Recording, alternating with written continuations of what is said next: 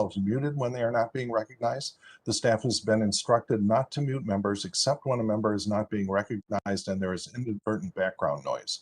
Members are reminded that they may only participate in one remote proceeding at a time.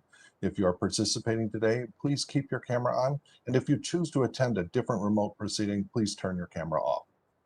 This hearing is entitled Beyond iRobot: Ethics, Artificial Intelligence, and the Digital Age. And I now recognize myself for 4 minutes to give an opening statement. Thank you everyone for joining us today at a time when the power and perils of AI are very much on people's minds. Each generation has its own cautionary tales about AI. Recent big screen adaptations, The Matrix, Terminator, and Tron, echoed the episodes of the old 1960s Star Trek, starring William Shatner as Captain James T. Kirk of the Starship Enterprise. Those episodes were themselves taken from the short stories of Isaac Asimov, Arthur Clarke, and all the old masters of 1950s sci-fi pulp magazines. And parenthetically, I should offer our congratulations that today William Shatner was able to boldly go into suborbital near space, where X-15 pilots have been boldly going since the late 1950s. But I digress. Asimov's classic, iRobot, showed us what can happen when we deploy technology or AI without fully comprehending its consequences. There's an ancient joke in AI that I first heard as an undergraduate back in the 1970s about an all-powerful AI that was given a simple command: maximize paperclip production. It then thought about it for a moment and then began killing off all humans on Earth because, well, humans interfere with paperclip production. Now, it may have taken us 50 years, but we're kind of there. Facebook's AI was given the simple command, maximize Facebook's profits, whereupon they thought for a moment and then began killing off all rational political debate in our country because, well, that interferes with Facebook's profits.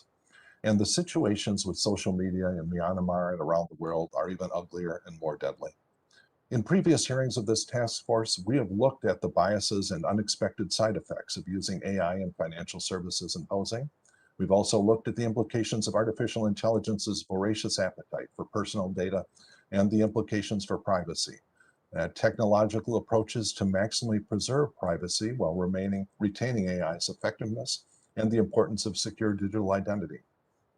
In this hearing, we're going to take a closer look at the frameworks for developing, monitoring, and regulating AI to ensure the technology we develop and deploy will be of overall benefit to society.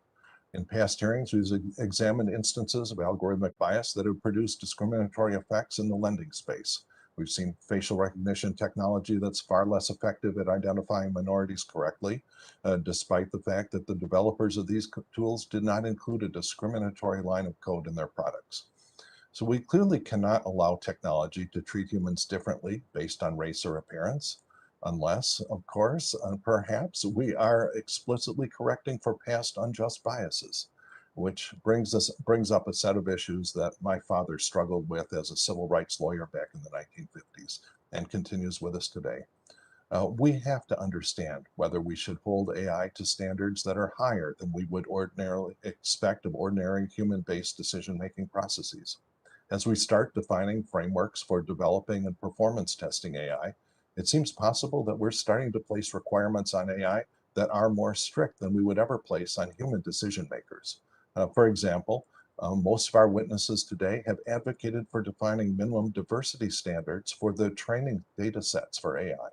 But we'd never consider requiring that a human bank officer would have a minimum number of friends of different races or protected classes, even though it might arguably result in more fair decision-making. And we may already be seeing the positive results of holding AI to higher standards than humans, with the recent reports that fintech apps were apparently more effective than human-based banks in issuing PPP loans to minority customers. As policymakers, we also have to understand to what extent that we should concentrate on so-called black box testing that only focuses on the input and outputs from opaque neural network and other decision-making algorithms, or whether we should expect ourselves and the public to receive and to understand a detailed explanation of what goes on under the hood. So there's a lot to be examined here. It's my hope that this dialogue will in this dialogue, we will discover which frameworks exist and which should be created or fleshed out to ensure that AI is working effectively and safely for everyone. And the chair will now recognize the ranking member of the task force, Mr. Gonzalez of Ohio, for 5 minutes for an opening statement. Thank you, Chairman Foster, for your leadership on ethics in AI and for convening today's hearing and witnesses. It is vital that Congress continues to consider how we can best promote innovative advancement in the private sector while also ensuring AI is both transparent and ethical. Today's hearing provides an opportunity to hear directly from industry experts and stakeholders on the importance of this topic. A few months ago, the task force held a similar hearing examining how human-centered AI can address systemic racism. One of our witnesses at that hearing, Professor Riyad Ghani of Carnegie Mellon University, testified that algorithms themselves are neither inherently biased or unbiased, but work by analyzing past data and making generalizations about future outcomes. I believe these discussions on bias in algorithms are important to have. We must acknowledge and recognize these technologies at times are not perfect due to the inherent nature of a technology created by humans. It is vital, though, that we do not take steps backwards by over-regulating this industry, which may have a chilling effect on the deployment of these technologies. If there are problems with AI and algorithms, we should not abandon our push to innovate and move forward. It is through further innovation that we are likely going to be able to fix these issues and to improve the technology. As Chairman Foster recognized, we've seen the benefits in the disbursement of PPP loans. I think that's an important thing for us to keep in mind as we continue forward. We should also continue to work with the experts in industry in order to move forward in a bipartisan way that both celebrates the technological advancements and ensures that there is transparency and fairness through the use of artificial intelligence.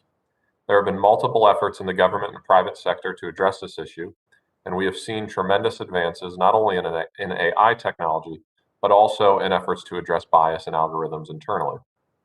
There is recognition of a business incentive to have transparent algorithms that are fair and ethical. Beyond the obvious concerns of ethics and transparency, I'm also looking forward to learning more today from our witnesses of ways that we can strengthen data transparency for families and consider reforms that would protect our children from being targeted by harmful algorithms. As the financial internet and the traditional internet merge, and we've seen recently reported social media companies like TikTok employing algorithms that promote inappropriate content to young users, I think this is extremely troubling and extremely timely that we start to discuss these things. In an AI-powered world where parents have no control over what content or products are being fed to their kids, no transparency around the algorithms that are funneling the content, and no control over the underlying data itself is not an ideal outcome. In summary, AI has great promise to innovate industries like the financial services sector, but there are still opportunities to improve. I look forward to hearing from our witnesses today how Congress should be thinking about this balance, and I yield back. Thank you. And the chair will now recognize the chairwoman of the full committee, the gentlewoman from California, for 1 minute.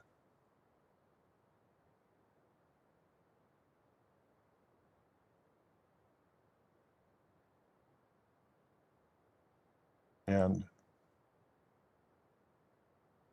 it's my understanding that she is not able to make it right now, and so we will move on. So today we welcome the testimony of our distinguished witnesses. First, we have Ms. Meredith Brassard, the Associate Professor, Arthur L. Carter Journalism Institute of New York University. And next we will have Ms. Miriam Vogel, the President and CEO of EqualAI.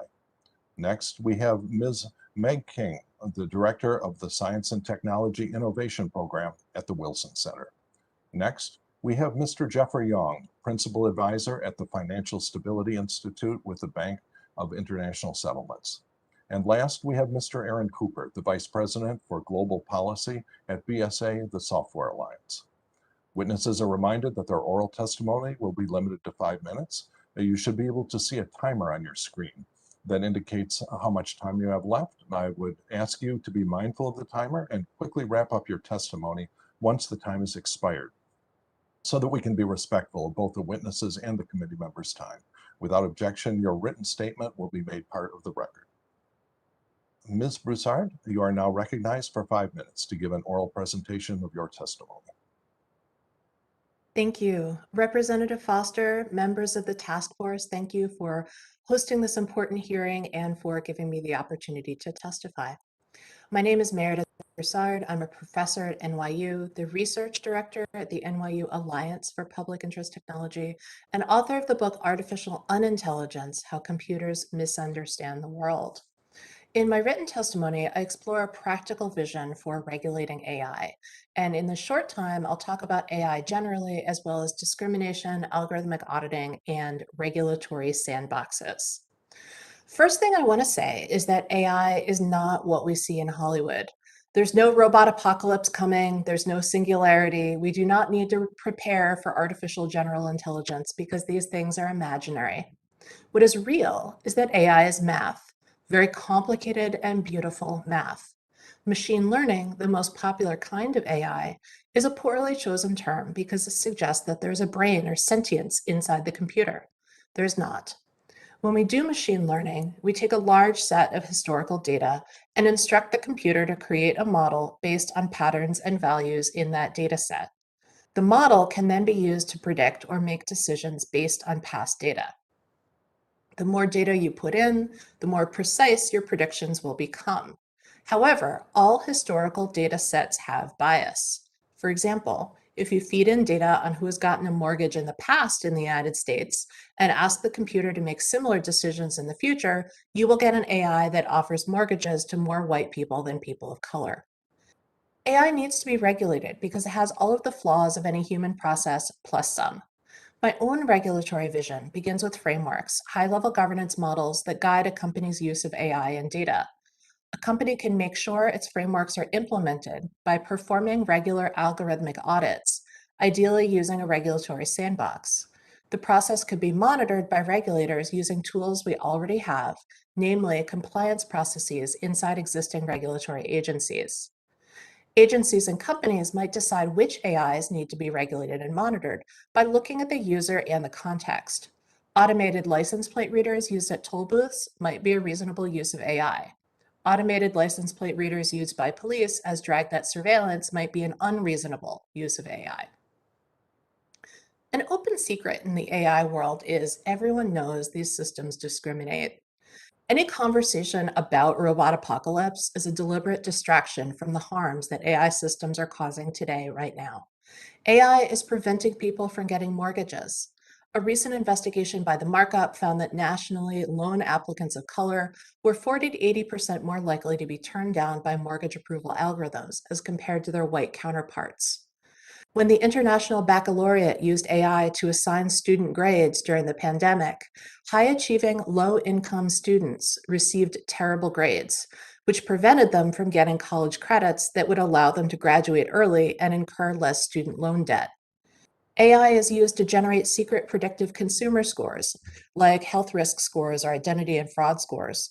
It is likely that BIPOC people are systematically disadvantaged by most of these scoring systems. The EU's proposed AI regulation calls for categorizing AI into high and low risk, which I think is a good strategy. A low risk use might be using facial recognition to unlock your phone. A high risk use might be the police using facial recognition on real-time surveillance video feeds. Facial recognition has been shown to consistently misidentify people with darker skin. People of color are at a high risk of being harmed by facial recognition when it is used in policing. In the US, we could register and audit high-risk AI to ensure AI is not harming citizens. The process for uncovering algorithmic bias is called algorithmic auditing. Orca, a company I consult with, performs bespoke algorithmic audits in context, asking how an algorithm might fail and for whom. Audits can show how an algorithm might be racist or sexist or ableist or might discriminate illegally. Once we identify a problem, it can be addressed or the algorithm can be discarded. There's also software like Parity or Equitas or Fairness 360 that can evaluate algorithms for one of 21 known kinds of mathematical fairness. I'm enthusiastic about the potential of a regulatory sandbox, a protected environment where companies can test their algorithms for bias. If and when the bias is discovered, they can then address the issue in their code and rerun the test until they're in compliance with acceptable thresholds. I'm currently working with Orca to develop a regulatory sandbox prototype. In our version, regulators would also have a limited view inside the sandbox to see that companies are auditing their algorithms for bias and fixing the problems that they find without the companies revealing any trade secrets. Thank you for the opportunity to testify today on this important topic, and I welcome your questions. Thank you, Ms. Broussard. And I have to say, I'm fascinated with the thought of figuring out which of the 21 definitions of fairness you'll be advocating for. And next we have Ms. Vogel. And you are now recognized for 5 minutes to give an oral presentation of your testimony.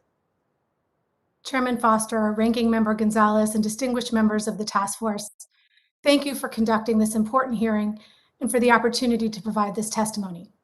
My name is Miriam Vogel. I'm President and CEO of EqualAI, a nonprofit founded to reduce unconscious bias in AI systems. At EqualAI, we are AI net positive. We believe AI is and will be a powerful tool to advance our lives, economy, and opportunities to thrive, but only if we are vigilant to ensure that AI that we use does not perpetuate and mass produce historical and new forms of bias and discrimination. We're at a critical juncture. AI is becoming increasingly an important part of our daily lives, but decades of progress made and lives lost to promote equal opportunity can be unwritten in a few lines of code. And the perpetrators of this disparity may not even realize the harm they're causing. For instance, we can see our country's long history of housing discrimination now replicated at scale in mortgage approval algorithms that determine creditworthiness using proxies for race and class. At EqualAI, we try to help avoid such harms by supporting three main stakeholders: companies, policymakers, and lawyers. Often our work involves helping organizations understand they're effectively AI companies because they are now using AI in pivotal functions. As such, they need an AI governance plan, particularly given that with AI, as you know, key assessments occur behind the proverbial black box, where inputs and operations are generally unknown to the end user. As discussed in your past hearings, implicit bias infiltrates AI in a variety of ways. Our operating thesis is that bias can embed in each of the human touchpoints throughout the AI lifecycle. From the ideation phase, deciding what the problem is you even want to solve with AI, to the design, data collection, development, testing, and monitoring phases. But we're optimistic, and we think each touchpoint is also an opportunity to identify and eliminate harmful biases. As such, risk management should occur at each stage of the AI lifecycle. There are several helpful frameworks to identify and reduce harms in the AI systems, including GAOs, GSAs, and the important efforts underway at NIST. The EqualAI framework offers 5 pillars to consider when establishing responsible AI governance, including, first, invest in the pipeline. Our basic tenet is that AI needs to be created by and for a broader cross-section of our population. There are several organizations promoting diversity in tech effectively right now: AI&U, AI for All, and several others, and we need to support these efforts. 2, hire and promote with your values. To create and sustain a diverse workplace and produce better AI programs used in HR functions should be checked routinely to ensure they're in sync with the values of your organization and our country. 3, evaluate your data. The more we know about data sets, the safer we are as a society. We encourage identifying gaps in data so that they can be rectified and, at a minimum, clarified for end users. 4, test your AI. AI should be checked for bias on a routine basis. As you know, AI constantly iterates and learns new patterns as it is fed new data. On our website, equalai.org, we offer a checklist to help get you started and offer additional steps to take in our written testimony. We highly recommend as well use of routine audits. 5, redefine the team. An often overlooked opportunity to reduce bias in AI is by creating testing teams that include those underrepresented in the AI creation and the underlying data sets. There are numerous ways that Congress can play a key role in ensuring more effective, inclusive AI. Several are listed in our testimony. A few include: 1, Congress can reinforce the applicability of laws prohibiting discrimination to AI-supported determinations. 2, Congress can lead by example. Create a framework for AI procurement, acquisition, development. Ask vendors if they do the same. 3, incentivize investment in the future of work.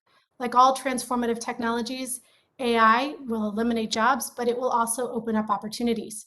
To lead in the AI revolution, safeguard our economy, and support greater prosperity among more communities, we should reskill our workforce by understanding what jobs are likely to emerge, offering incentives for upskilling and loan forgiveness for those committing a term to public service. Finally, we enthusiastically support the Bill of Rights put forward by the White House Office of Science and Technology Policy last week to level set expectations and inform the public about their rights.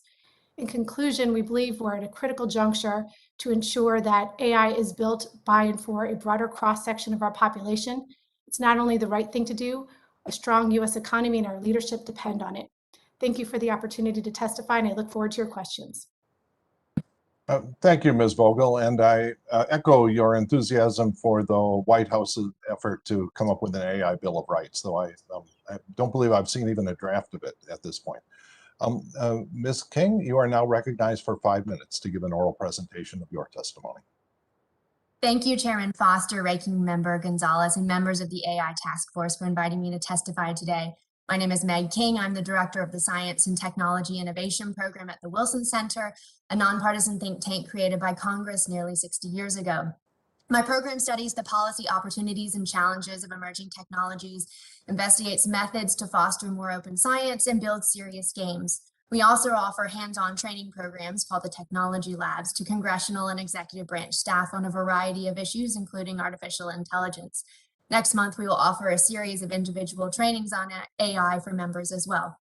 As with any technological evolution, the benefits of AI come with associated costs and risks. Focusing only on the benefits misses the nuances of the potentials and pitfalls of this advance. To help the committee understand the risks to any industry, and in particular the financial services industry, I'll focus my remarks on the nature of AI generally to understand the environment in which creation is occurring. Today, there aren't significant incentives for the private sector to include ethics directly in the development process. At the current pace of advancement, companies cannot afford to develop slowly, or a competitor might be able to bring a similar product to market faster. Largely due to consumer trust concerns, international organizations, regions, and private companies have all begun to issue ethical frameworks for AI. Most are very vague principles, as you mentioned, Chairman Foster, with little guidance as to application. Two that this committee should pay close attention to are those of the Organization for Economic Cooperation and Development and the European Commission. In addition to their principles on AI, the OECD is developing process and technical guidelines ranging from pinpointing new research to making available software advances, which will become part of a publicly available interactive tool for developers and policymakers alike. As Ms. Broussard noted, European regulators announced a risk-based plan this year to establish transparency requirements, including biometric identification and chatbots. Chatbots in particular are expected to have a significant impact on the financial services industry, as many companies see value in customer service process improvement and the prospect of gaining more insight into customer needs in order to sell more financial products. As developers more questions about the ethics of their AI systems, they have the potential to slow the process, which could cost businesses money. However, if ethical concerns are identified too late in the development process, companies could face considerable financial loss if not addressed properly. No ethical AI framework should be static, as AI systems will continue to evolve, as will our interaction with them. Key components, however, should be consistent, and that list specifically for the financial sector should include explainability, data inputs, testing, and system lifecycle. Also known as XAI, explainability is the method to ask questions about the outcomes of AI systems and how they achieve them. It helps developers and policymakers identify problems and failures, possible sources of bias, and help users access explanations. There are a number of techniques available to carry out XAI, as well as open source tools which make these techniques more accessible. In the financial sector, XAI will become critical as predictive models increasingly perform calculations during live transactions, for example, to evaluate risk or opportunity of offering a financial product or specific transaction to a customer. Establishing a clear process for XAI will be critical to address flaws identified in these real-time systems and should be an area of focus for the committee. Additionally, producing policies for how these systems will be used and in what context will be helpful. Without context, data pulled from a mix of public-private records can produce inaccurate results and discriminate access to financial products. One of the near-term questions this committee should ask about systems you'll encounter in your oversight is, how will COVID-19 pandemic experiences factor into these systems? One promising possibility to address the data input problem might be to synthesize artificial financial data to correct for inaccurate or biased historical data. Just today, a major tech company announced acquisition of a synthetic data startup. Watch this space. While quality assurance is Part of most development processes, there are currently no enforceable standards for testing AI systems, and therefore testing is uneven at best. Additionally, users are far removed from AI system developers. Carefully assessing the growing field of ML ops and machine learning operations and identifying ways the committee can participate in that process will be useful. AI breaks, often in unpredictable ways at unpredictable times. Participants in the Wilson Center's AI lab have seen AI function spectacularly, using a deep learning language model to produce the first ever AI drafted legislation, as well as fail when a particular image loaded into a publicly available generative adversarial network produced a distorted picture of a monster rather than a human. Lab learners also study why accuracy levels matter as they use a toy supply chain optimization model to predict whether and why a package will arrive on time, and how to improve the prediction by changing the variables used, such as product weight and month of purchase. Beyond mistakes, some AI systems carry out tasks in a way humans never would. Many examples exist of scenarios producing results developers didn't intend, like a vacuum cleaner injecting collected dust so it can collect even more, and a racing boat in a digital game looping in place to collect points instead of winning the race. Anyone who's played the game 20 questions understands this problem. Unless you ask exactly the right question, you won't get the right answer. As more and more AI systems are built and distributed widely with varying levels of user expertise, this problem will continue. Establishing a framework of ethics for the development, distribution, and deployment of AI systems will help spot potential problems and provide more trust in them. Thank you. Thank you, Ms. King. And Mr. Yong, you are now recognized for 5 minutes to give an oral presentation of your testimony. Thank you. Good afternoon, Chair Foster, Ranking Member Gonzalez, and distinguished members of the task force. My name is Jeffery Yong, and I'm a Principal Advisor at the Financial Stability Institute of the Bank for International Settlements, or the BIS. I offer my remarks today entirely in my personal capacity based on a publication that I co-authored with my colleague Jeremy Pranio, entitled FSI Insights number 35, Humans Keeping AI in Check, Emerging Regulatory Expectations in the Financial Sector. Now, the views expressed in that paper are our own and do not necessarily represent those of the BIS, its members, or the Basel-based committees. I'm appearing before the task force voluntarily and would like to note that my statements here today are similarly my personal views, and they do not represent the official views of the BIS, its members, or the Basel-based committees. By way of background, the Financial Stability Institute, or the FSI, is a unit within the BIS with a mandate to support implementation of global regulatory standards and sound supervisory practices by central banks and financial sectors, supervisory and regulatory authorities worldwide. One of the ways the FSI carries out this mandate is through its policy implementation work, which involves publishing FSI Insights papers. The papers aim to contribute to international discussions on a range of contemporary regulatory and supervisory policy issues and implementation challenges faced by financial sector authorities.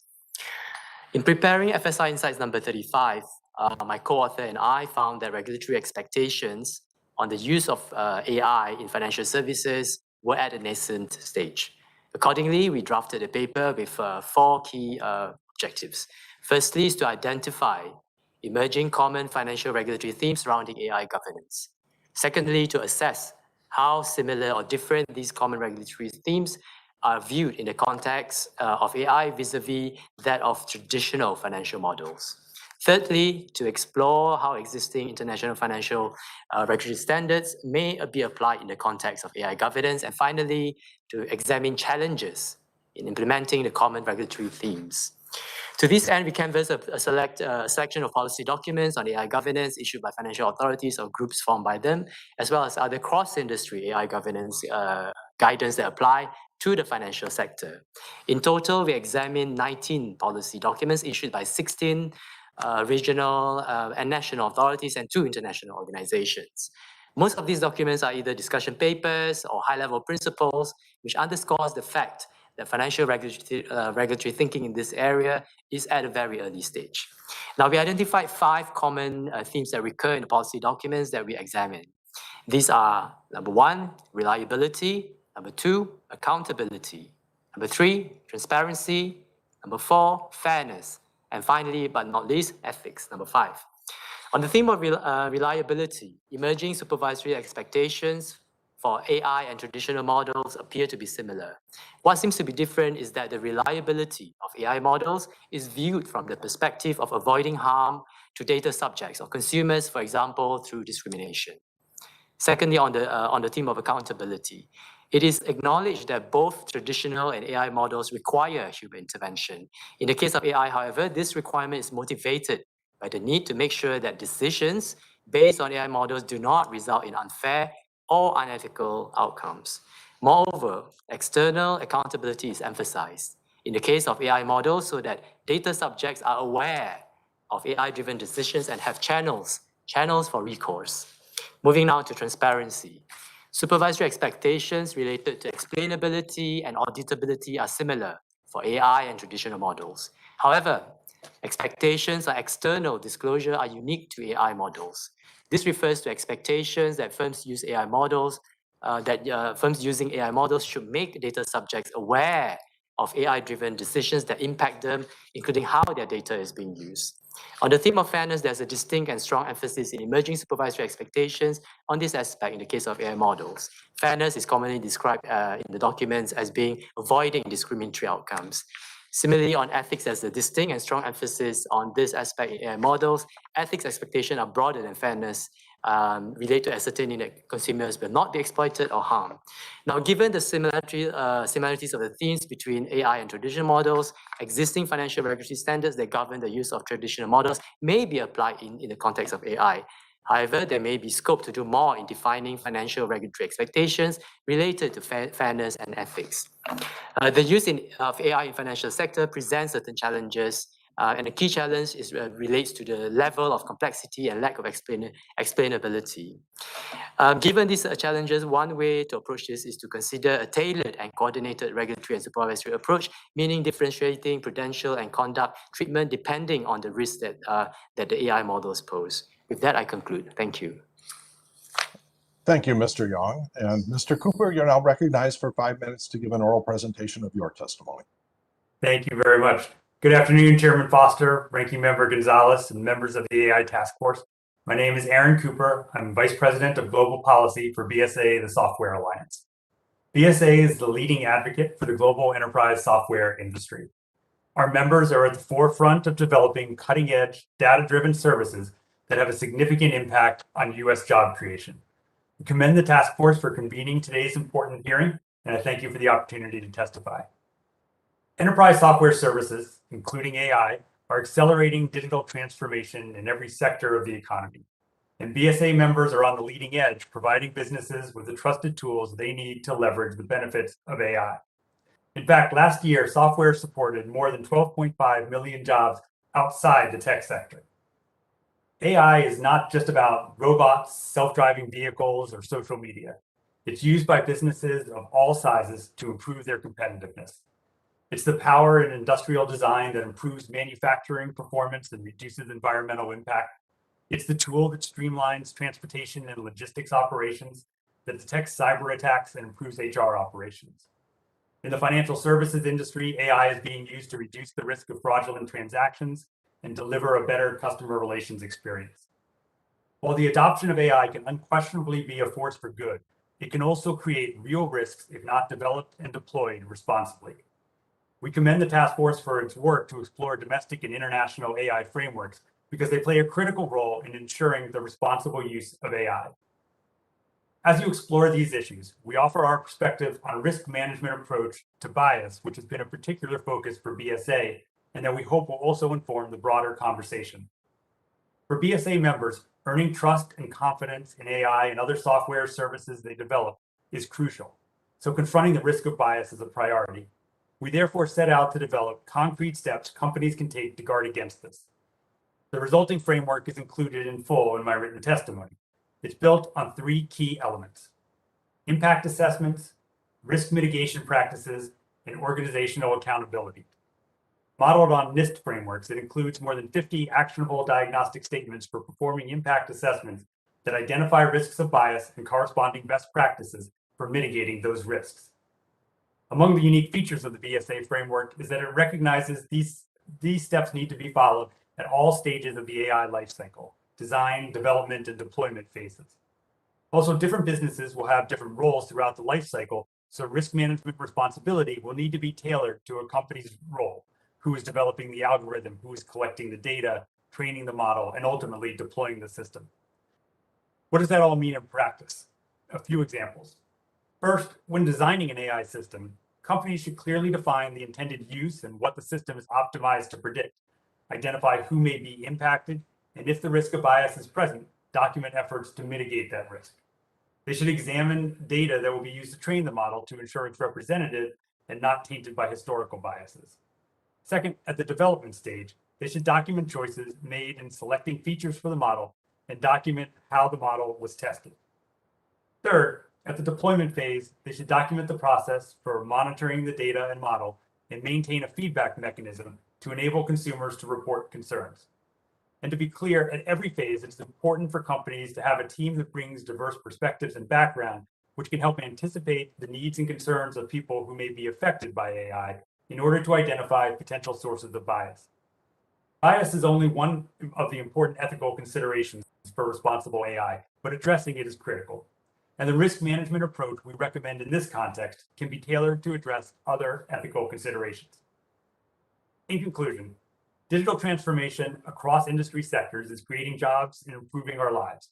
But industry, civil society, and academia must work together with Congress and other policymakers on guidelines and laws that will ensure companies act responsibly in how they develop and deploy AI. We appreciate the task force's strong focus on these issues and hope that our framework on confronting bias will contribute meaningfully to this discussion. Thank you for the opportunity to testify, and I look forward to your questions. Thank you, Mr. Cooper. And the chair will now recognize myself for 5 minutes for questions. So my first general question to Ms. King or Mr. Cooper, whoever wants to field it, is how much should we expect of AI? And in particular, should we be asking more of AI than we do of humans? For AI-driven cars, should the standard be that you should outperform humans on average or in all circumstances, with similar things regarding fairness as well?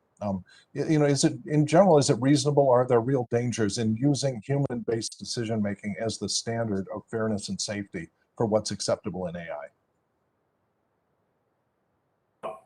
I'm happy to jump in. I give one example, a way of thinking about this is that things that are illegal in the physical world should be illegal in the digital world when you use AI or any other system. So in the realm of discrimination, for instance, a practice that would be discriminatory if a person did it should still be discriminatory and illegal if an AI system does it. And I think what we're finding in other areas is that AI is increasingly being used both in everyday features of what companies are doing as they go through a digital transformation, but will also increasingly be used in more high-risk areas. And in those situations, we need to make sure that there's a proper impact assessment so we know whether it's related to bias or safety or another issue. Companies are thinking through what those implications are going to be and take steps to mitigate those risks. I'm happy to answer if you'd like as well. I think the answer is honestly, we don't know. Certain systems are designed very narrowly right now, and that's because AI outperforms humans in those systems. But in others, with context, with heuristics, the shortcuts that we use as humans, they don't perform well. And as one of the Wilson Center machine learning researchers has written a paper about and reminds regularly, autonomous agents optimize the reward function that we give them. And so until we can improve AI to a level where we feel comfortable that moves beyond that narrow capability, I don't think we have an answer yet about how to think about the consequences, but also the opportunities. They are just so varied across so many sectors at this point. Any other comments on this? I mean, just, the deployment decision that has to be made here. You need some sort of absolute standard that this is good enough for this application. And it's something we're going to have to face, because that's probably at best the level at which Congress will be specific about, how these decisions should be set up. And so another thing that I know we all struggle with is this question of of black box testing versus expecting that the public should have a detailed understanding of what goes on inside. You know, you look at the trouble that we've had trying to convince people to get vaccinated, and it's not clear that it helps to tell them the details of how the immune system in the human works. And you know, that may make it better, maybe make it worse. You know, we had this situation very recently where we apparently fired a football coach, not to my knowledge for mistreating athletes, but for what went on in his private decision making. I mean, should we accept or reject algorithms based only on their inputs and outputs, or should we actually demand to look inside at all the intermediate levels of the neural network and see if there are objectionable racist nodes in them? What is your thinking on that, the black box versus detail, and also how to convey that to the public? Anyone? Should I just pick someone at random? I'm happy to jump in. Okay. I think it's a great question, and I think that the challenge, it also includes that even if you showed the general public all of the nodes, it wouldn't necessarily make sense. In this case, you wouldn't know which are prioritized. So there is a balance to strike. There's intellectual property issues, privacy issues, and so forth.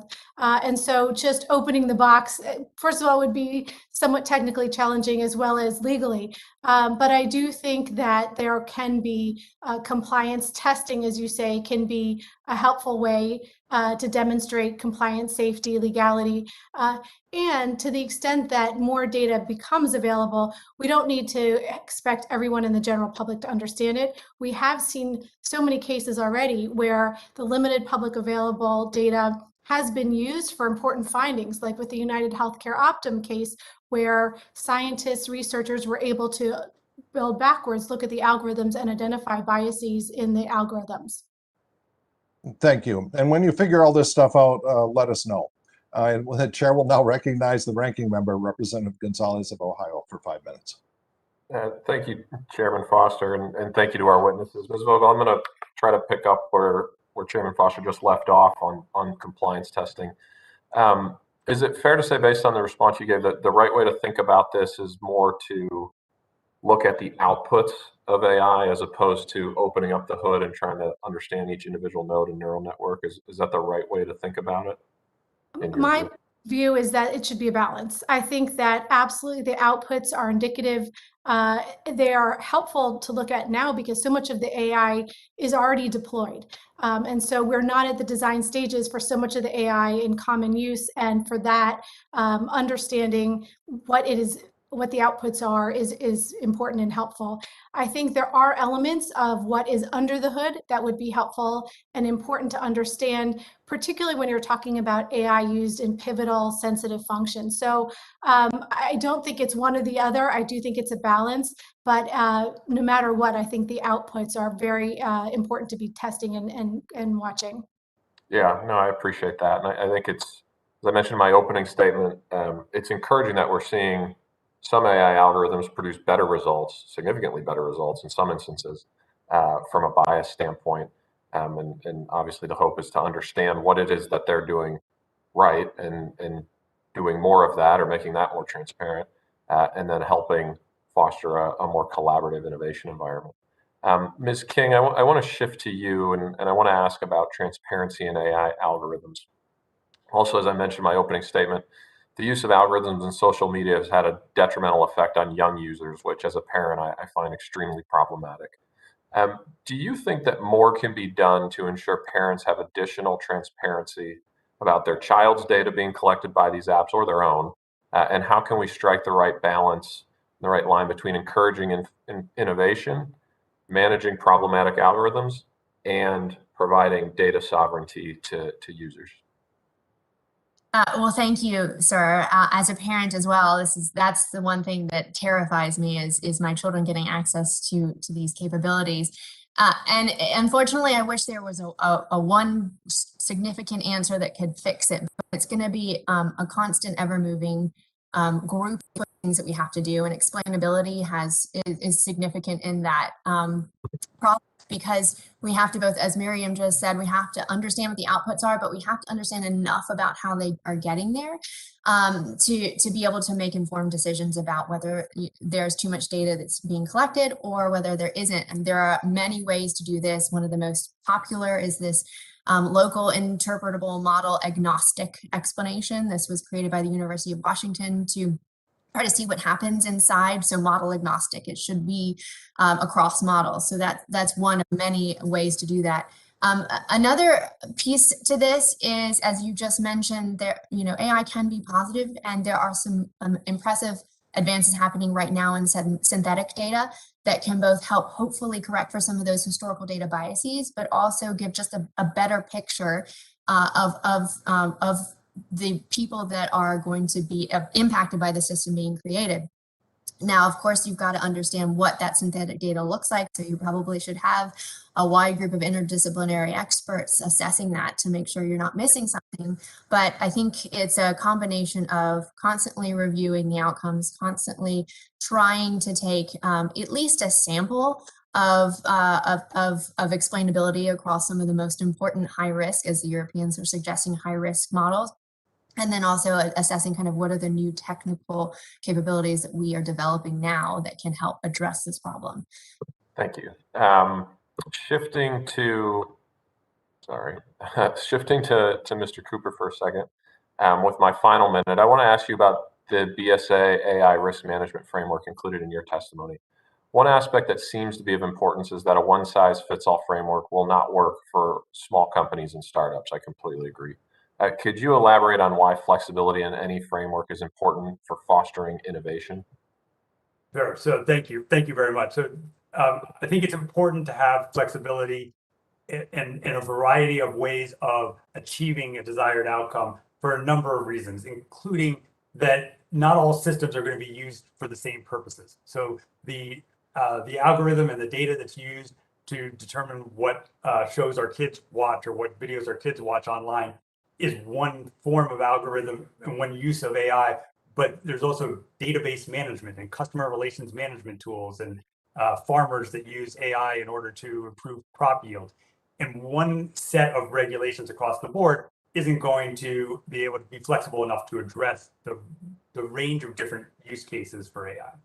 Yeah, thank you. And I also think it's almost always the case that the higher the regulatory burden, the more you entrench incumbents and the less innovation you have at the startup level, as the regulatory burden is just too high to even contemplate a startup. So with that, I thank the witnesses and I yield back.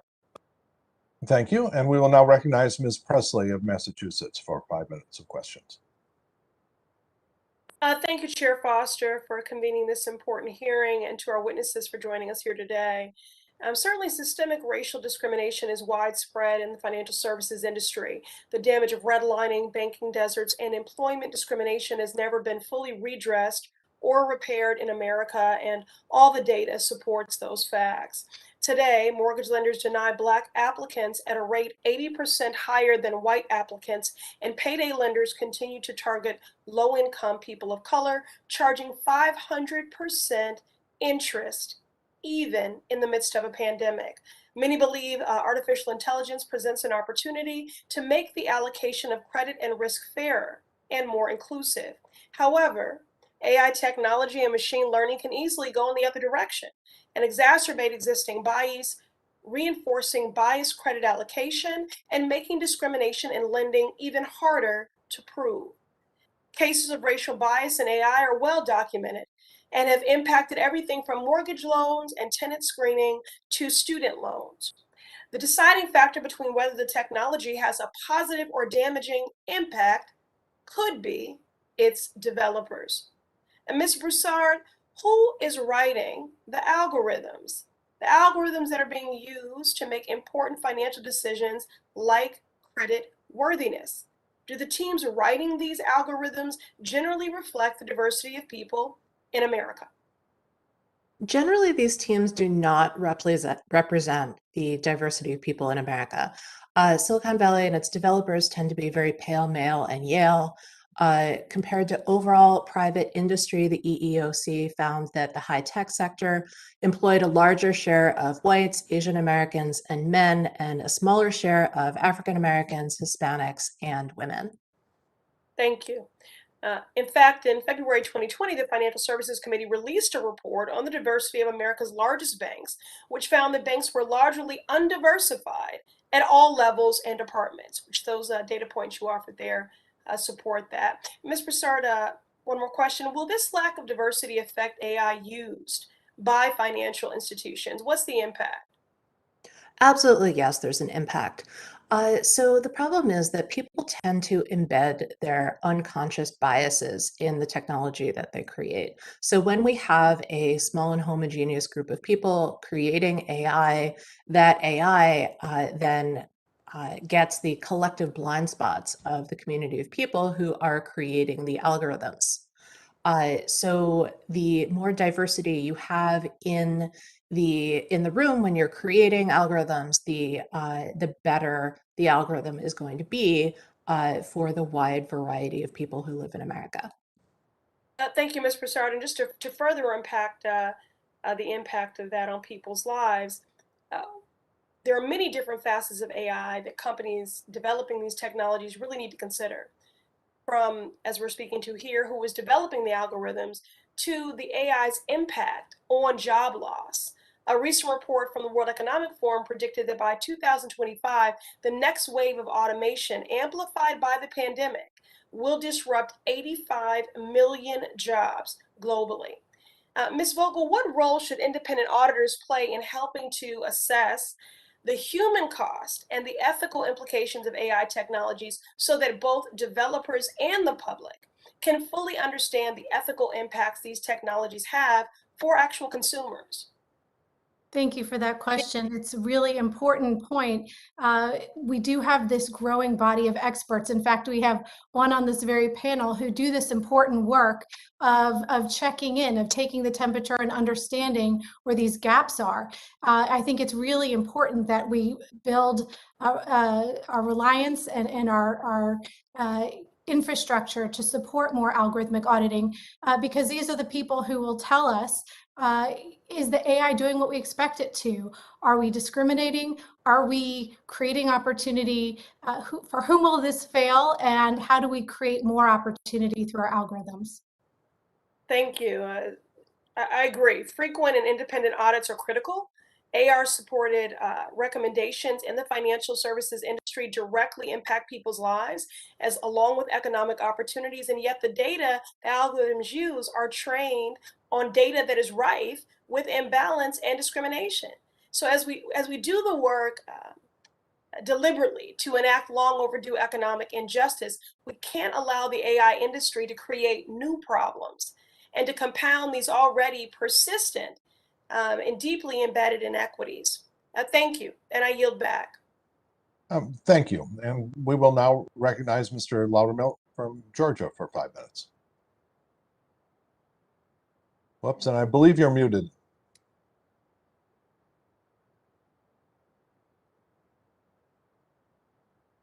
Now. Yep. Okay, thanks.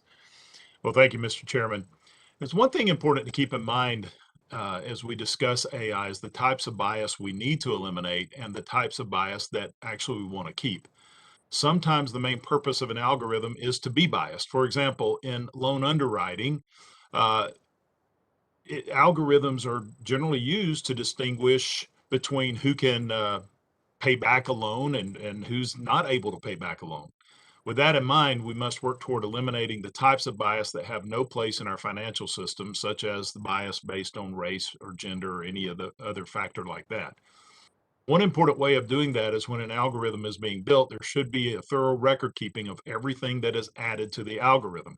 That way, if bias is suspected, companies and regulators can see everything that went into the algorithm and see where the bias may be coming from. I think this would help make it where algorithms are not a black box, but where the outputs cannot be explained, but you would have record where you could see where the problems may be.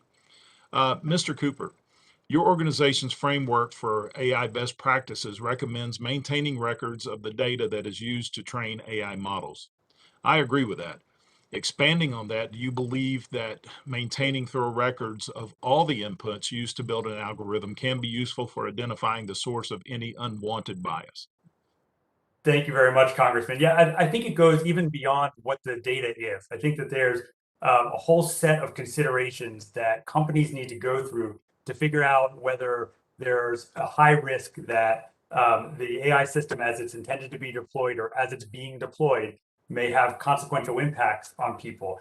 And the decision making about what those risks are and what the right mitigation practices are, how the data was tested, what historical biases may or may not be present in them. Keeping a record of that as part of a risk management framework can be both useful in order to make sure that companies are not putting systems out into the world or using systems that are going to lead to discriminatory results. But it can also be useful, as you say, after the fact, if there is a problem, to go back and audit and find out why it happened and make sure it doesn't happen again.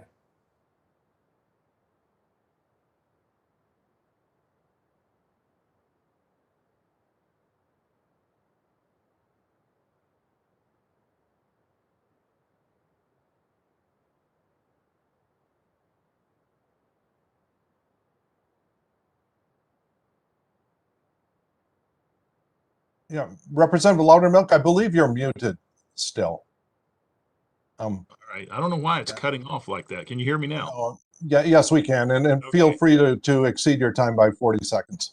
All right. Thank you. Mr. Yong, in your testimony, you discussed the importance of accountability and transparency in AI. Can maintaining records when algorithms are being built help achieve those goals? Yes, accountability is very important, especially when it comes to AI. And without record keeping, there's no transparency. And in our paper, we mentioned that transparency is a prerequisite to enabling financial institutions to meet the other general AI governance principles.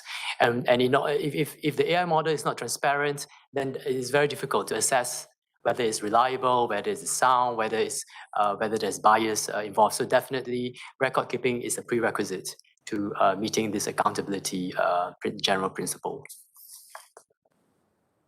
Thank you for that. Ms. King, you've written that policymakers must govern AI in a way that is flexible enough to adapt when technology inevitably changes, which we know it continually changes in today's environment. I agree with that, and I believe that is needed to have an environment that fosters innovation. With that in mind, how can policymakers ensure that AI governance remains flexible but robust at the same time? Thank you, sir, for that question. And I think it's all about having a set of goals that are measurable and achievable. So one of them is, how can you explain these systems? And again, the complexity here is really because these systems cross so many sectors. Yours obviously is financial services, so you have some very specific use cases to identify, which is helpful, but you need to be able to explain those specific use cases. You need to ask a lot of questions, and those questions will change too. But the big ones are, why was it developed? What are the, how does it possibly fail? Because it's that failure mode, that the unexpected failure, that is really a lot of the problem here. And then again, how can we correct those errors and report them? So if you can kind of have those four ways of addressing this challenge, and you work with companies, and you work with both governments who are buying this and the companies who are producing this, to have that sort of the four methods of regularly checking that you're producing what you want, you're getting what you want out of it, and that it is not discriminatory, then I think that's a flexible way to move forward.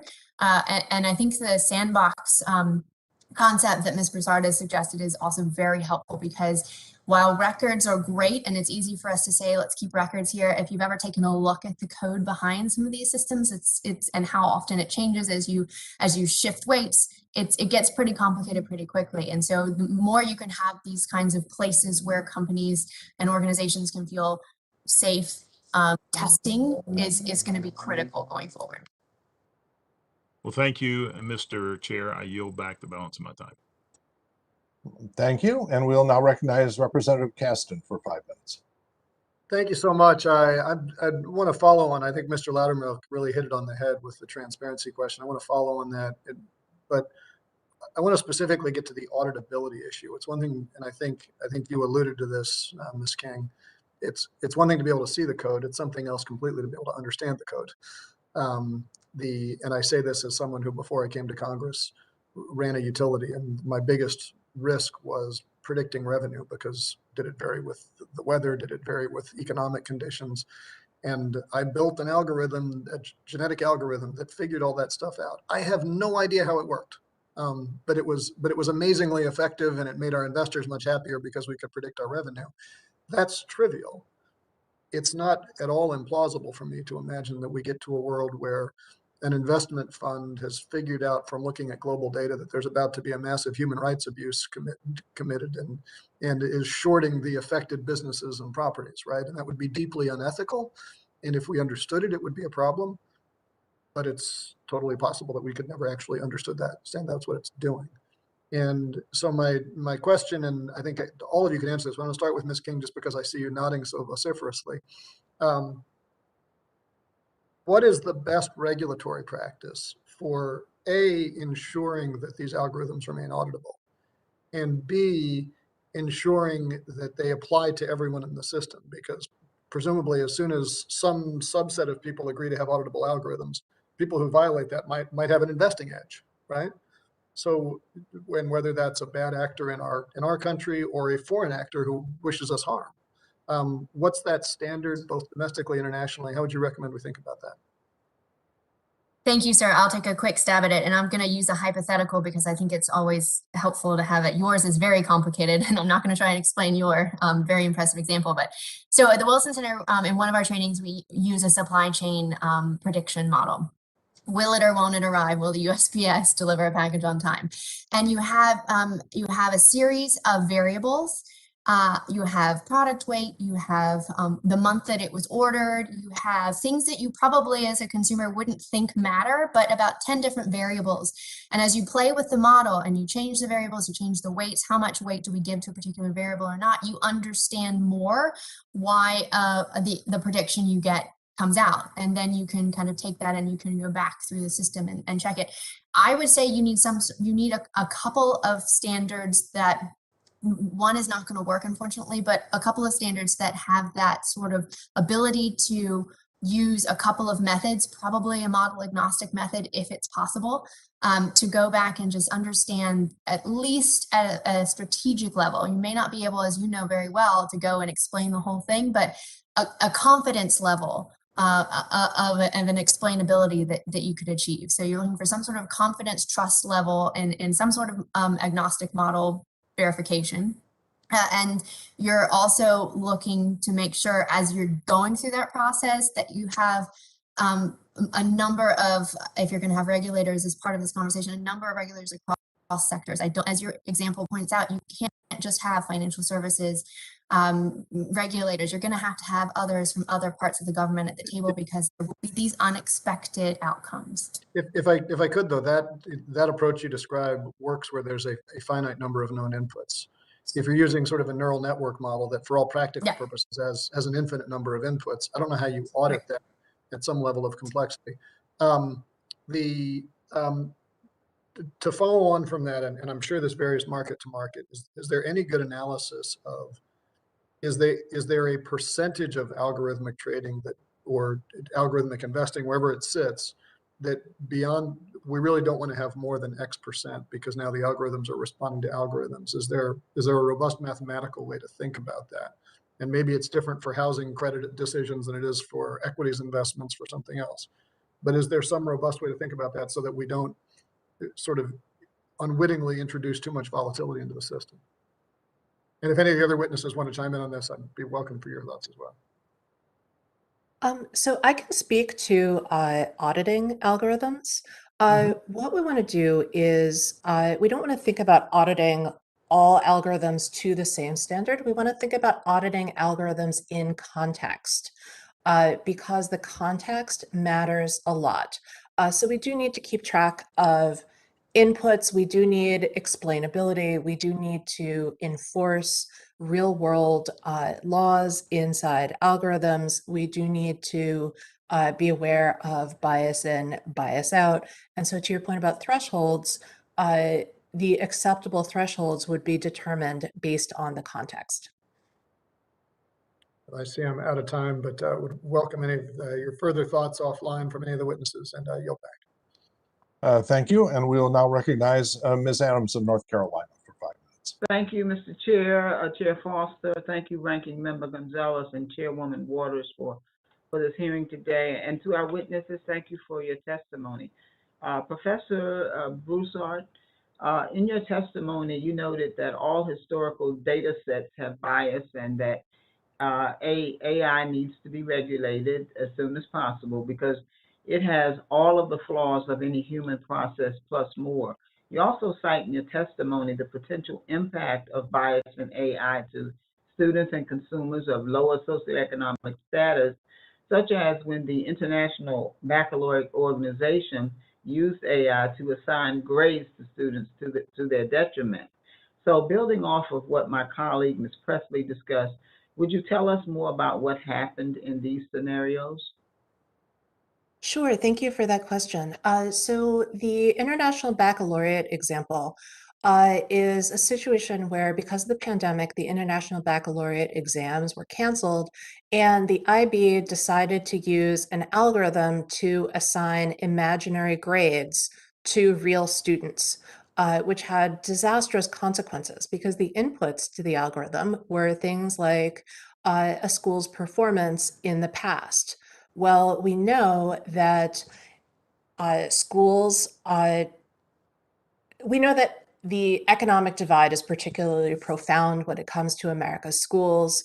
And so the poor schools, the students at the poor schools were predicted to do poorly, and the students at the rich schools were predicted to do well. We have a racial divide there. Who are the students at poor schools? They're mostly Black and brown students. Who are the students at rich schools? Well, they're mostly white students. So the algorithm made very predictable decisions that disadvantaged Black and brown and poor students. Wow. This is what happens most of the time with algorithmic decisions. So would you explain what algorithmic auditing is and how we can encourage public and private entities to adapt it as a best practice? Thank you. Yeah, so algorithmic auditing, as I mentioned in my testimony, is something that I do with a company called Orca, O'Neill Risk Consulting and Algorithmic Auditing. What we do is we look at an algorithm and we ask, who could this algorithm negatively affect? And we look at the inputs to the algorithm. We do look at the code. We act as an information fiduciary, so we keep everything extremely private.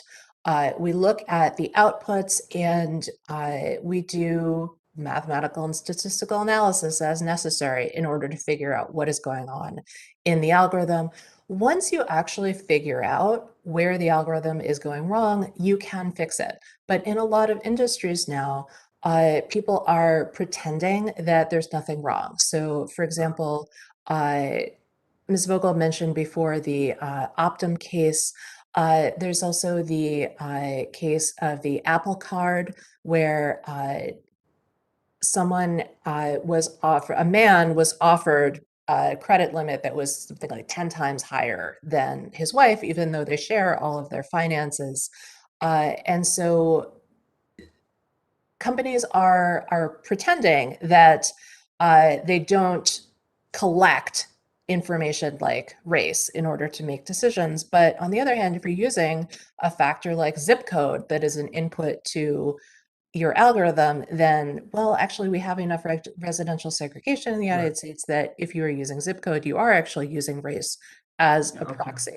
So Well, there are.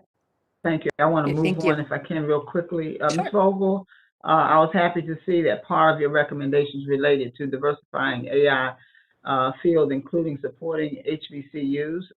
And so specifically, what should Congress be doing to ensure that HBCU and MSI students are able to participate in the A1 revolution currently underway? Thank you for that question. We strongly believe that we need AI to be built by and for a broader cross-section of the population, both so that more can benefit from the AI, so that more can benefit from the economical support that comes from it, but also so that our AI is better.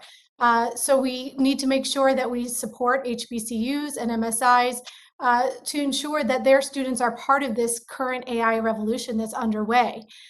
We know that HBCUs produce nearly 20% of all Black graduates, 25% of Black graduates who earn degrees in the disciplines of STEM, technology, science, engineering, and math.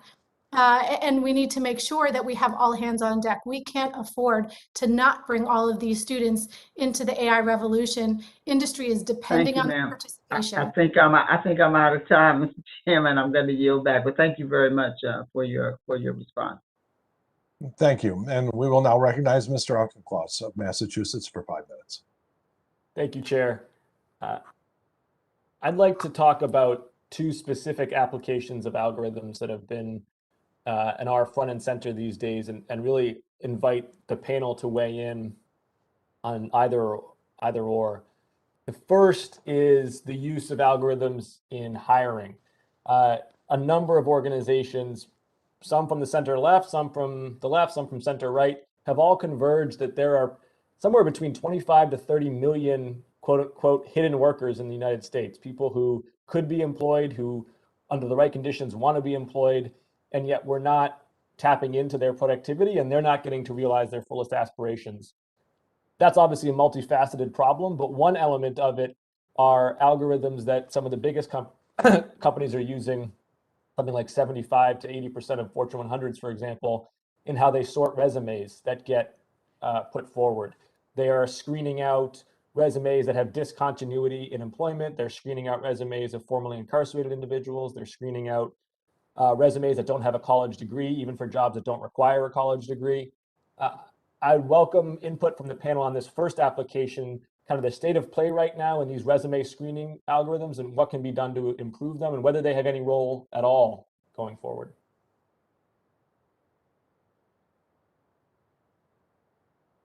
I can offer that my colleague Hilke Shellman has been writing about these topics and has done some really excellent work in the MIT Technology Review that's an in-depth view on what's going on with hiring algorithms. That's great. That this is one of the reasons why we need a risk management framework for when there's going to be an AI system that has a highly consequential impact on somebody's life. So making sure that there's a thought process that's auditable about what the factors are that are considered in determining what resume is going to go where is a good example of something where we need to make sure that there's a thought through and documented impact assessment and then steps taken to mitigate risk. And I would just add also that this should be a triple line win for everybody. Companies don't want to be screening out high quality workers for esoteric reasons. I mean, they're struggling for employees as we speak. And as a society, we want people to be working and contributing, and the people themselves want meaningful work. So I would hope that this can be an area of actual bipartisan work going forward, is how we encourage the private sector to be more thoughtful about their use of these hiring algorithms and the other elements of this challenge of hidden workers. The second area that I want to dig into and invite the panel to speak on is about what many of us have been reading about these last 2 weeks, which is Facebook's algorithm. The whistleblower, in addressing the Senate, exposited that while she did not think Section 230 should be revised for user-generated content, she did think that Facebook's algorithm itself should be subject to liability laws. And I would welcome input from any of the panelists here about how that might be applicable in terms of Facebook in particular, but really any social media's algorithm, whether that should be subject to regulation itself.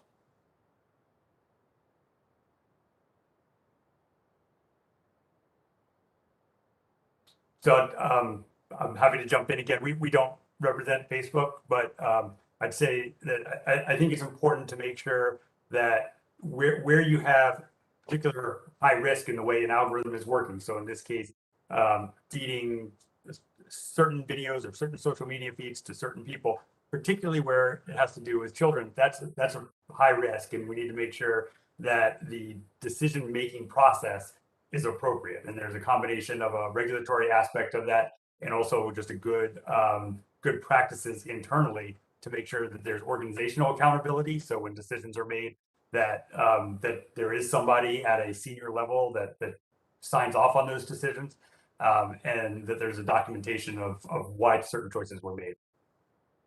Yeah, I can see why it would. I mean, I can see why it would be challenging to try to unpick liability for an algorithm that was put into place, how you can draw causality directly, and yet part of me thinks that we have to answer that question. We've got to wrestle with that problem, because otherwise we're going to be in a place where I think organizations will be distancing themselves from accountability instead of embracing it by being able to point towards these black box algorithms and say that they're just part of their toolkit, and you can never paint cause and effect. I think we need to reject that explanation and hold companies liable for the algorithms that they choose to use.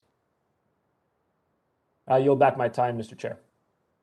Oh, thank you. And I'd like to thank our witnesses for their testimony today. And without objection, all members will have 5 legislative days with which to submit additional written questions for the witnesses to the chair, which will be forwarded to the witnesses for their response. I ask our witnesses to please respond as promptly as you are able. Without objection, all members will have 5 legislative days with which to submit extraneous materials to the chair for inclusion in the record. I remind members that written questions and materials for the record should be submitted to the email address provided to your offices. And this hearing is now adjourned.